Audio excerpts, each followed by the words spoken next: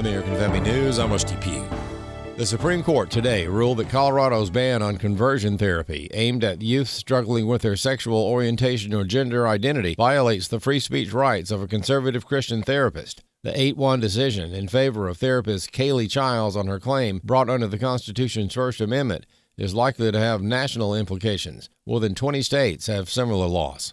Missile and drone strikes continue across the Middle East more than a month after the U.S. and Israel first attacked Iran. Speaking at the Pentagon today, War Secretary Pete Hegseth touts the continued success of U.S. strikes. The latest intel is clear out of CENTCOM. Our strikes are damaging the morale of the Iranian military, leading to widespread desertions, key personnel shortages, and causing frustrations amongst senior leaders. Chairman of the Joint Chiefs of Staff, General Dan Kane, says the military remains focused on taking out Iran's missile capabilities. We remain focused on interdicting and destroying the logistical and supply chains that feed these programs. Meanwhile, Iran continues to attack Israel and other countries across the Middle East. It also struck a loaded Kuwaiti oil tanker on its way to China near the Strait of Hormuz today. President Trump claims they're making progress in talks between the U.S. and Iran.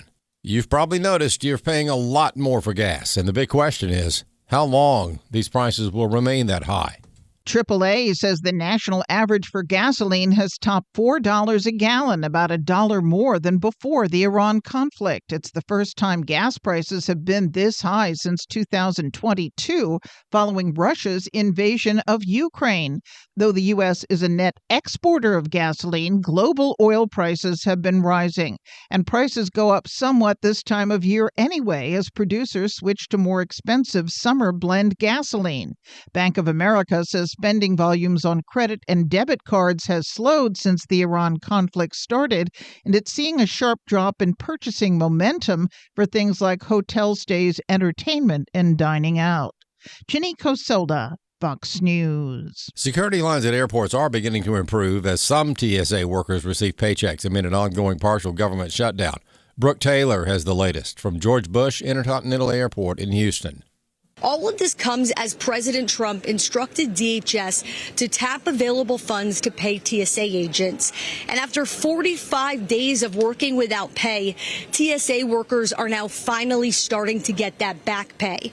Workers, more than 500 of them, quit TSA because of all this. Thousands called out by the day. And I've talked to some TSA agents here in Houston. They are still frustrated. That's really the general consensus I got.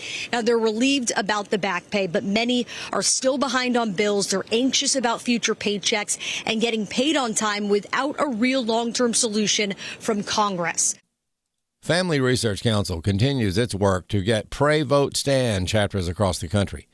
Tim Eccles is director of the chapters, and talking about this on Washington Watch, he said there are many things at the local level that need attention. Maybe it's at the library, maybe it's at the county commission, but we want to take our expertise, the media that we have, all the interviews that we do on this show, all the articles in the Washington Stand, and we want to push that all the way down and kind of raise the political IQ of folks that are out there in churches across America. Many of them watch our show, read our material, but we want to help them influence others in their own church. Paul Letvin is pastor of Submerged Church in Fargo, North Dakota. As soon as they announced that they were going to launch the Pray, Vote, Stand chapters, I decided this is what we need to do. A lot of it already fit what we're already doing with our church anyway, so it hasn't been a whole lot of extra work, and I knew that it would just be a great fit, and I'm hoping that we can get more people in the community outside of our church involved very soon. For more information, visit the Family Research Council's website. Look for the words Pray, Vote, Stand chapters. There's more news available online at afn.net, and download the AFN mobile app for your Apple or Android device. I'm Rusty Pugh. AFA Stream is a resource for life-changing instruction and information, a source of wholesome entertainment and relaxation, plus access to some of your favorite AFA shows. You can watch a lot of content for free, or you can become a Great Commission partner. Then you'll not only open the door to everything AFA Stream has to offer, you'll get benefits like a subscription to The Stand and some really nice exclusives. Why not get started today? It's easy. Visit stream.afa.net.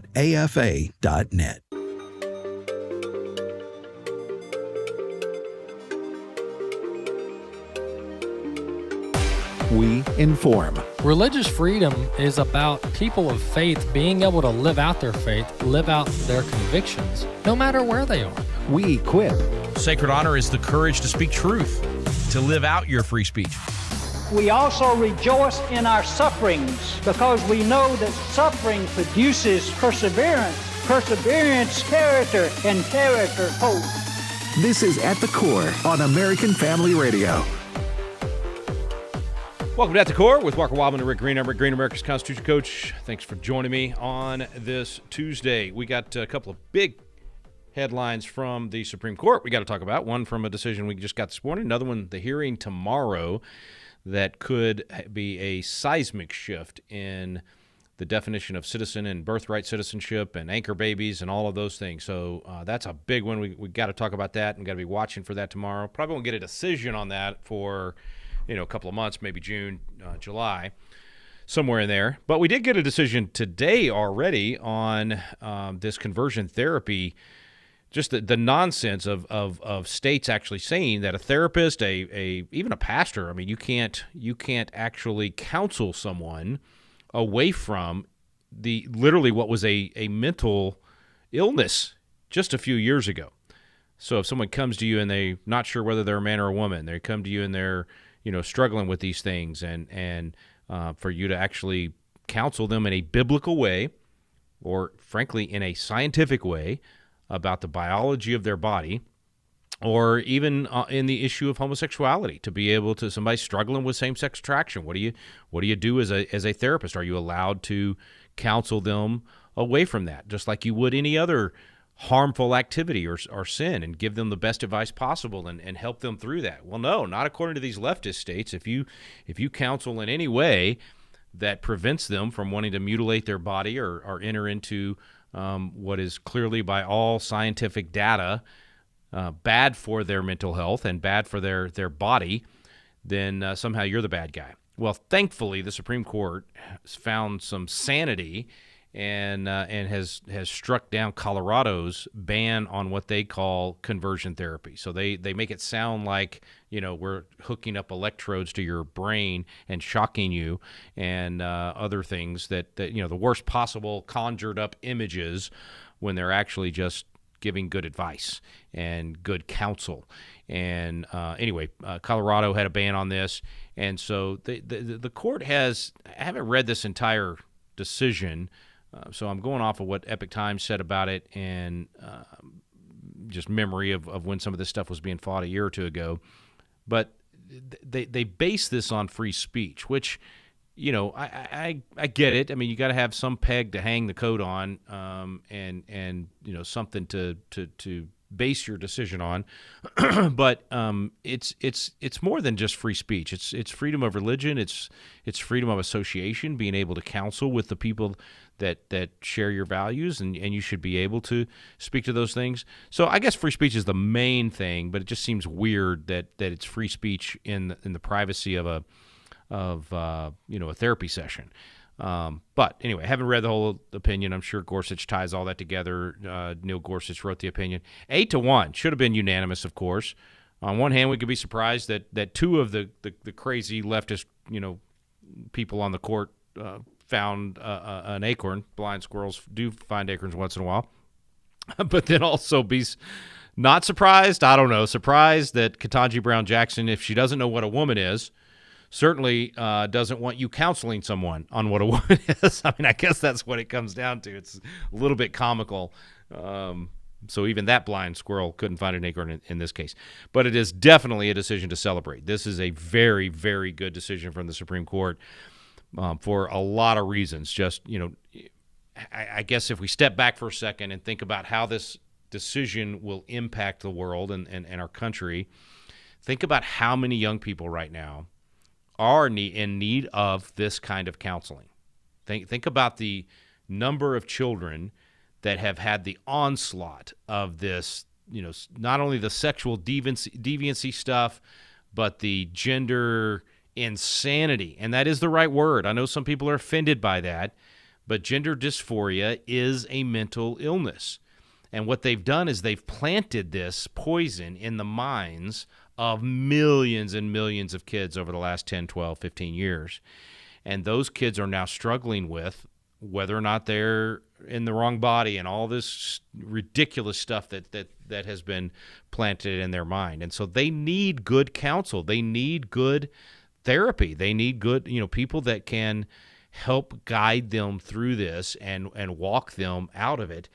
And so I am super thankful that this decision has come down. And, my prayer is that we have, I would love to see a rush of young 20-somethings that have felt a calling to go into counseling and go into these fields with a biblical perspective to help these kids get through this nonsense and get this poison out of their system.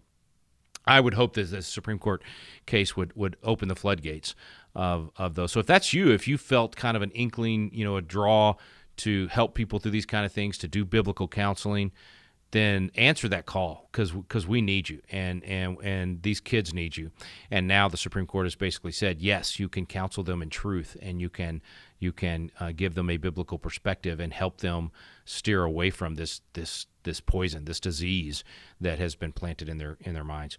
And I think I had seen a poll of something like 15 to 20% of this next generation, these kids are struggling with this. I mean, folks, that just tells you right there. If you go from point whatever percent, like less than 1%, to 15 or 20% in a generation, or really in about 10 years, and we saw it in the other nations even more so, and that's why they've outlawed a lot of this nonsense.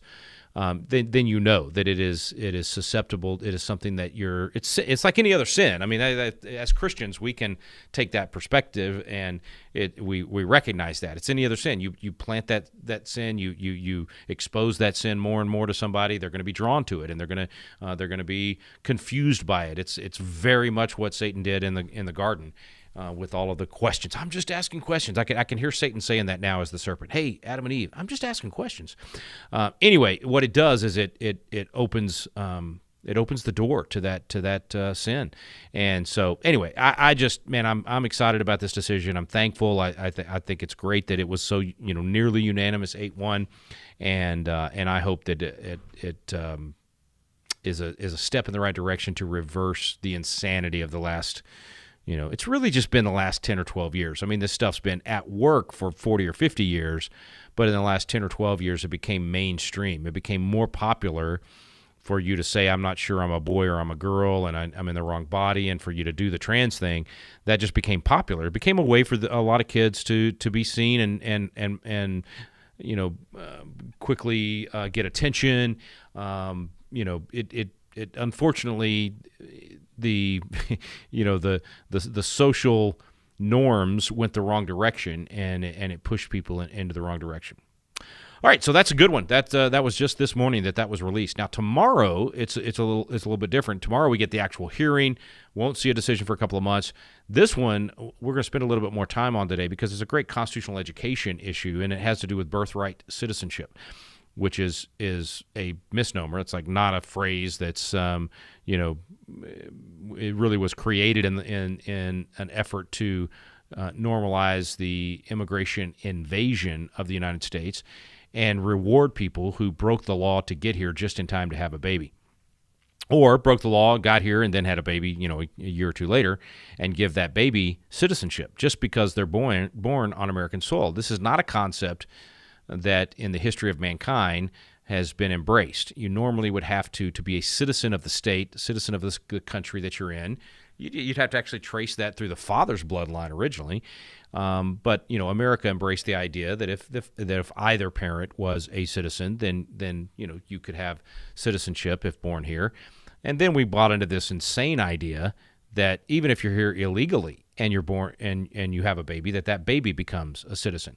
All of this is based on a really twisted view of the 14th Amendment. If you go to the 14th Amendment, let me just read that. I think I've got it here. Section 1, all persons born or naturalized in the United States and subject to the jurisdiction thereof, put a pin in that, we'll be back, are citizens of the United States and of the state wherein they reside. Now, obviously, context is everything, right? You got it. When was the 14th Amendment ratified? When was it proposed in Congress, and when was it ratified? right after the Civil War. This was clearly targeted to making sure that if you were freed as a slave and you wanted to stay here in the United States, that you had citizenship, that you were given that because you were born here in slavery, you were, or you were even brought here and against your will, that, look, we're going to make a special case scenario here where you're going to get citizenship even though you did not have that lineage and your parents weren't necessarily citizens. That was the right thing to do. Okay, that was the focus of this amendment. The entire 14th Amendment is genuinely built around not making a wrong right, but doing the best you could and doing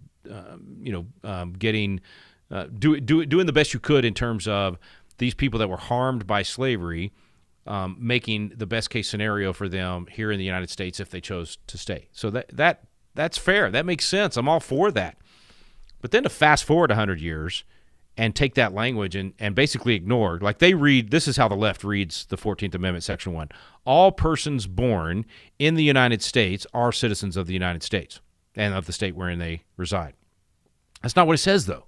It's literally ignoring a very important phrase, and subject to the jurisdiction thereof. What's that mean? What's it mean to be subject to the jurisdiction thereof? Well, that means that you're here legally, you're following the laws, and that you are a subject of, you are a citizen of that jurisdiction, that government. Your parents are citizens. You're here as a part of that government. Let me give you an example. If you visit, we were supposed to take our scholars to Israel in a couple of weeks. So we had a full trip plan. We're taking all 30-something scholars to Israel. Going to be amazing. Well, if my daughter-in-law, who just had a baby, had my fifth grandchild just a few weeks ago, if she had not had the baby yet, and we travel to Israel, and we're in the middle of our trip in Israel, and she goes into labor and has the baby, is that baby a citizen of Israel just because we happen to be on vacation there or visiting there? If we were ambassadors to, I don't know, Zimbabwe, and we're there and we have a baby, is that baby a citizen of that state? Of course not. That's crazy talk for somebody to think that. But that's exactly what we're saying with birthright citizenship, that however you got here, whatever brought you here, whether you're here legally or illegally, whether you're a citizen or not, whether your parents are citizens or not, none of that matters. If the baby happens to be born on this soil, that you automatically get citizenship. And that has allowed for millions of people that skirted the law, that did this illegally, out of good intentions. I mean, I told the scholars this morning, I'm like, look, if I lived in a third world country that was a cesspool and I knew that my children were going to have not a very good life in that cesspool, and I could get to the United States and give my child that was about to be born the dream of America, give them the, as some people have called it, the great lottery of life, by letting them enjoy the benefits of being a citizen of America, I would probably try to do that.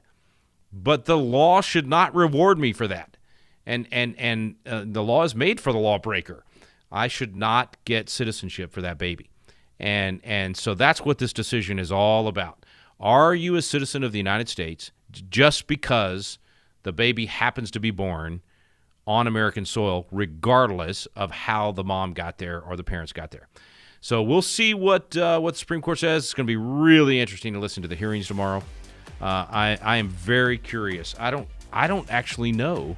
I don't have any kind of inside baseball. I have not looked at all at where the 9 justices stand on this or where they've kind of come down on it in the past. So I don't have any kind of odds to give you on how this thing's going to turn out. So we shall find out soon.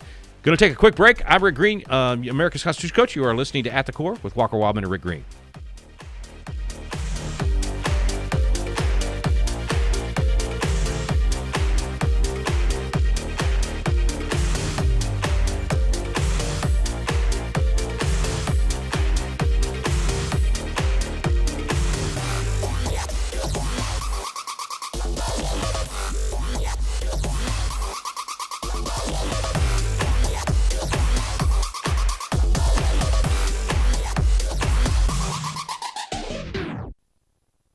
Be fruitful and multiply, and fill the earth and subdue it.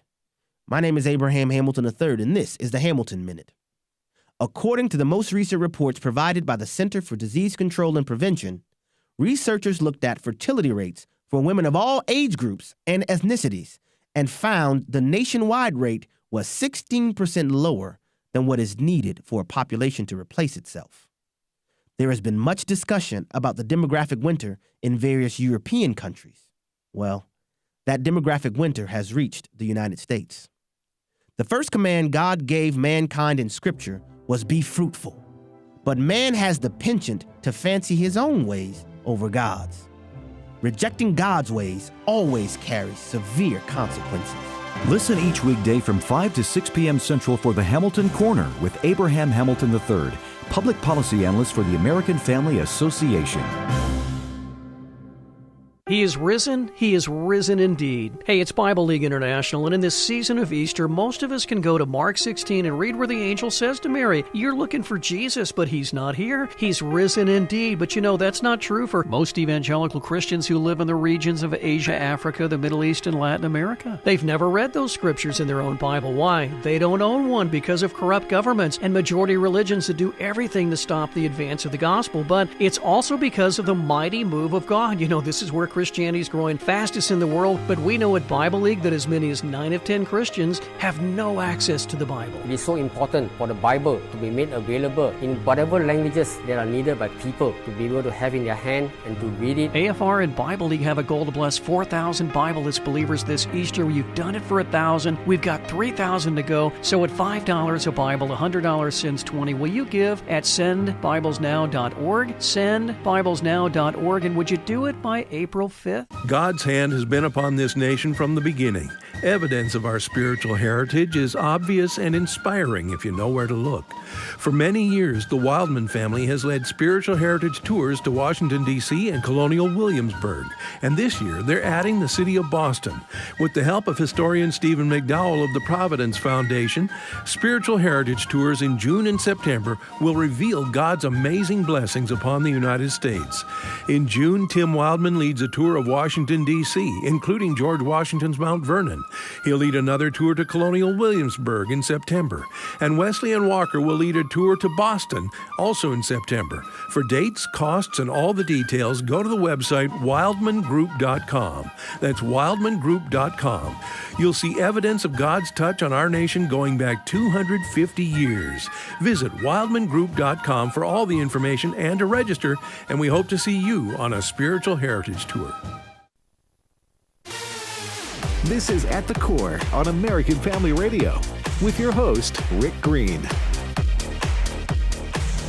Welcome back to At the Core with Walker Wildmon and Rick Green. I'm Rick Green, America's Constitution coach, talking about a case before the Supreme Court that's going to be heard tomorrow, dealing with hitting head on this birthright citizenship thing. It was a case last year, but it was more dealt with some technicalities on the process of what judges could do to try to block the president from implementing an end to birthright citizenship. But I thought it'd be good, just constitutional education for all of us, including me, to just kind of walk through some of the points of this case, because this has massive ramifications, like huge electoral ramifications in terms of who's a citizen or not, who gets to vote or not. Does it go backwards to people that have been treated as citizens even though they never were? And then how's it going to happen? What's it going to mean going forward? So I was mentioning the subject to the jurisdiction thereof. So in the Epoch Times article about this today, which you can get at Epoch Times, theepochtimes.com, the jurisdiction thereof question. So what does it mean, subject to the jurisdiction? So earlier in the program, I was saying leftists like to read the 14th Amendment as if it doesn't even have this clause. But and then if you bring it up and you talk about subject to the jurisdiction thereof, they claim, well, that just means that they're following the laws once they're here, that if they're, they're subject to the laws. Even if they don't follow them, they're subject to. In other words, you could stop them, arrest them for, breaking a law or speeding or give them a ticket or, that type of thing, that makes them subject to the jurisdiction thereof. That is not the historical interpretation of that phrase or the intention of the Founding Fathers when they wrote it. And even these ACLU proponents that are arguing this case, what they say, according to this article, is, well, that children of foreign diplomats and those born in Native American territory did not receive citizenship historically, and therefore they're treated different. In other words, they claim that diplomats and Native Americans are excluded because they belong to other sovereign nations. Oh, well, in that case, if you sneak across the border, just because you're physically here, don't you still belong to another nation? Aren't you still a citizen of that nation? Just because you're here illegally doesn't suddenly make you a citizen of our nation, or your child that you have here a citizen of our nation. I mean, that's common sense, but ACLU is not exactly known for common sense. So what the Justice Department, who's arguing this case, is basically trying to say is that it really comes down to allegiance. Now, I think it should be easier than that, but that's their argument, that if you're not pledging allegiance to this country or already have some allegiance to this country, then you don't automatically get that citizenship. And if you're still a citizen of the wherever you came from, you're a subject to that country's jurisdiction because that's what your allegiance is to. I think it's probably a pretty good clue if people are marching in the streets with the flags of another nation and claiming, that California is still part of Mexico, that type of thing, which we've seen. Clearly your allegiance is not to the United States. So maybe the Justice Department has a pretty good argument there. We'll see if that actually is what the Supreme Court hangs its hat on. Again, you got to have a peg to hang that on, and so it's going to be a question of what does it mean to be subject to the jurisdiction thereof. So Epoch Times helps us with a little bit of history here. What did Congress intend when it proposed the 14th Amendment? So it was ratified in 1868. Obviously, Civil War, as I was saying earlier, this was dealing specifically with those who had been brought here against their will, and go through that whole entire argument. And so then there was a case. So this is the part that I think is really, really interesting. Let me find this case. It was 1898, I think it was. And that has basically been how the world has, or the leftist world has viewed the 14th Amendment ever since then. Okay, so let's see, this one was, seems to me like it was like an Asian name on the case. Anyway, I can't find it. I thought it was in the article here. My bad. I'll look it up and talk about it after the next break. But the whole point is they basically skewed the view of what it means. Here it is, Wong Kim Ark. Okay, so this was a guy, I forget the history, and I think he was here working, and all right, here we go. This is what the Justice Department is pointing to. So Senator James Wilson, whenever the Civil Rights Act was passed in 1866, said this: "We must depend on the general law relating to subjects and citizens recognized by all nations for a definition, and that must lead us to the conclusion that every person born in the United States is a natural-born citizen of such states, except children born in our soil to temporary sojourners or representatives of foreign governments." Now, the ACLU says that Wilson's comment was incorrect, conflicted with the English common law, and therefore, we need to ignore it. And so they're basically saying that even Blackstone's commentaries on the laws of England said that natural allegiance is such as is due from all men born within the kingdom's dominions immediately upon their birth. So again, they're twisting. You're born within the king's dominions immediately on their birth. Well, how were you there in the first place? Like, if you were there because your parents had been there and were part of that kingdom before and already had an allegiance to that kingdom, then yeah, I'm with you on that. But if you just ran over there with no allegiance, no subject to the jurisdiction thereof, then you're not. It should be that simple. So then you've got the Immigration and Nationality Act of 1952, and it used the 14th Amendment's phrasing, stating in part that the following shall be nationals and citizens of the United States at birth: a person born in the United States and subject to the jurisdiction thereof. Okay, that doesn't clear anything up. So in other words, they're just using the exact same language from the 14th Amendment and basically, saying the same thing. So here's why it's so important for the court to basically rule on this. This is one of those rare scenarios where I actually think, yes, the court should be saying what that phrase means in the Constitution. They should be looking to original intent. They should be going to the debates, just like this article just did, of the senators and the congressmen when they proposed the 14th Amendment. And if they said things like what that Senator Wilson said, that should matter. That's cracking the head open of the people that actually gave you the law. So they're giving you the intent of the law. We should be looking at the debates in the state legislatures when they ratified the 14th Amendment. And that's really how you get to the meaning of a clause in the Constitution. You go back to the time it was debated. That's actually what Jefferson talked about even that early in America's history. He'd say if you're trying to figure out the construction of a phrase in the Constitution, you go back to 1787, and what were the guys in that room, which he was not one of them, Jefferson was not there, but what were the guys in that room telling you they meant by a phrase they put in the Constitution? And then go to the states when they ratified the Constitution. What were they telling you that they interpreted that phrase to mean as they ratified it? And then if you fast forward to amendments, then that might be the Bill of Rights. So it could be as early as the first Congress, or it could be, in this case, the 14th Amendment, which was after the Civil War. Well, you just go back to those debates. Everything's there. It's all right there in the Journal of Congress. So it's not hard to determine the intent of those who voted in favor of this amendment that ended up in the Constitution and what that language actually meant. And I pray that that's what happens tomorrow. I think you can expect Justice Alito and Justice Thomas for sure, and to some extent Kavanaugh and Gorsuch, to ask questions based on original intent. They're going to ask, what did the founders intend with regard to citizenship, and what did the 14th Amendment 100 years later do to change that? And what was intended by this phrase, subject to the jurisdiction thereof. So you can expect the ACLU to have some answers. They're not going to be necessarily historically or constitutionally true, but they'll have some answers. They'll have some twisting of that history and a framing of those stories to try to get the Supreme Court to say, yep, if you make it to the physical soil of the United States and you're born there, then you become a citizen. And I would also expect, and I'm just going to predict, that Gorsuch will be the one to ask this. This will be interesting. This is like taking bets here on the odds of who's going to ask this. I would expect Gorsuch or one of the others to ask, okay, well, what if the opposite's true?